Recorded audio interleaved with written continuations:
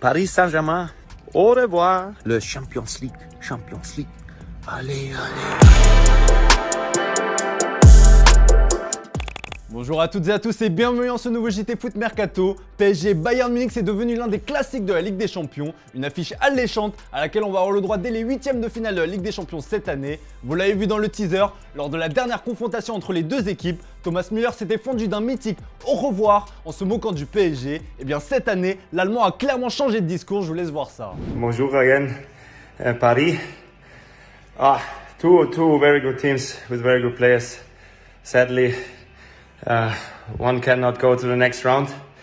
This time, no au revoir. Also, last time I had big respect for Paris. I'm looking forward to this very big duel in the next year. See you guys. Bye bye. Bon, clairement, que ce soit le Bayern Munich ou le PSG, les deux équipes auraient préféré ne pas se rencontrer si tôt dans la compétition. En Allemagne, prudence et de mise. À Paris, on voit cette opposition comme une potentielle revanche de la finale perdue. Le gros bavarois est sorti premier du groupe de la mort composé de l'Inter, du Barça et du Viktoria Plzen. Une première place qui aurait dû permettre au Bayern Munich d'éviter un gros, mais les Boules en ont décidé autrement. Interrogé sur ce tirage au sort, le patron du Bayern, Oliver Kahn, n'est cette fois-ci pas tombé dans la provocation. Ils ont une équipe très équilibrée entre les attaquants, les milieux et la défense. Ils ont des joueurs expérimentés de classe mondiale, mais nous aussi, et le Bayern joue avec d'excellents attaquants, de très bons joueurs offensifs. On joue aussi très solidement en défense. Ce sont deux équipes qui sont au sommet du foot européen, a-t-il confié. Du côté du PSG, la dernière journée de la phase de poule complètement folle qui a vu le SL Benfica rafler la première place du groupe coûte donc très cher au club parisien. Mais au PSG, on se veut revanchard après la finale de Ligue des Champions perdue face à ce même adversaire, comme l'a expliqué Luis Campos. Je pense que l'une des grandes qualités du PSG cette année, c'est qu'on joue, on a envie de faire les choses collectivement. Ce qui s'est passé à Lisbonne, beaucoup de joueurs ont joué cette finale. Ils vont avoir l'opportunité de prendre une revanche et de donner une démonstration non pas seulement individuelle,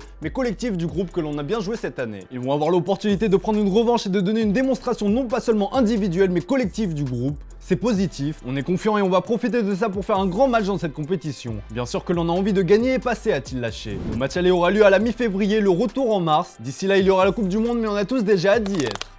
Tout ça nous amène à vous poser la question du jour les amis, que pensez-vous du tirage au sort complet de ces huitièmes de finale de la Ligue des Champions? Quelle affiche vous hype le plus? Comme d'habitude, on attend vos avis dans les commentaires.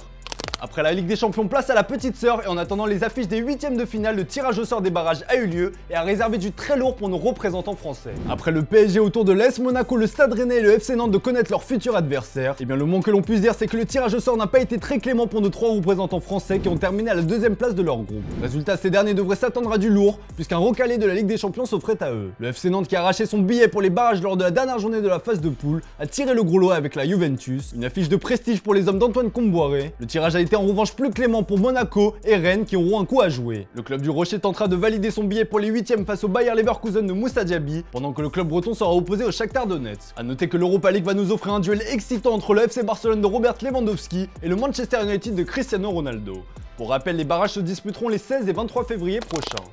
Allez, comme d'hab les amis, on se quitte avec l'image du jour et la semaine dernière, Luis Suarez a bouclé la boucle en remportant le titre de champion d'Uruguay avec son club formateur du national. Et le pistolero a été célébré comme il se doit lors de la présentation du trophée devant ses supporters. Des adieux légendaires pour Luis Suarez qui est donc fin prêt pour disputer la Coupe du Monde avec l'Uruguay, je vous laisse voir ça. Voilà les amis, c'est tout pour aujourd'hui. Merci pour votre fidélité, on se retrouve dès demain pour un nouveau JT Foot Mercato.